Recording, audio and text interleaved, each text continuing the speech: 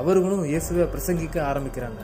இதனால மற்ற மார்க்கத்தை சேர்ந்த குருமார்கள், மத போதகர்கள் என்ன யோசிக்கிறாங்கன்னா, இப்படி எல்லா மக்களும் இயேசுதான் தெய்வம்னு சொல்லி போயிட்டா நம்ம மார்க்கமும் நம்ம பலிபீடமும் அதன் ஆலயங்களும் அழிஞ்சு போயிருமே அப்படின்னு முன்னதாகவே சுதாரிச்சுக்கிட்டு கிறிஸ்தவ மார்க்கத்தை அழிக்கிறதுக்காக அந்த மத போதகர்கள், ராஜ்யத்தின் தலைவர்கள் எல்லாரும் தங்களோட சக்திகளை ஒன்று திரட்டி கிறிஸ்தவங்களுக்கு எதிராக உபத்திரவங்கள் என்னும் நெருப்பு குழம்பு மூட்டப்படுது.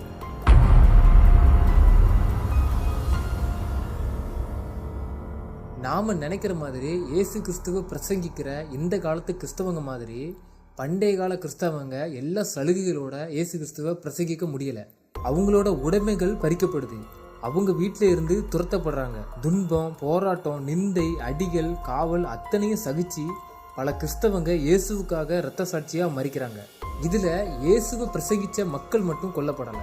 கிறிஸ்தவங்களா இருக்கக்கூடிய அடிமைகள், செல்வந்தர்கள், ஏழைகள்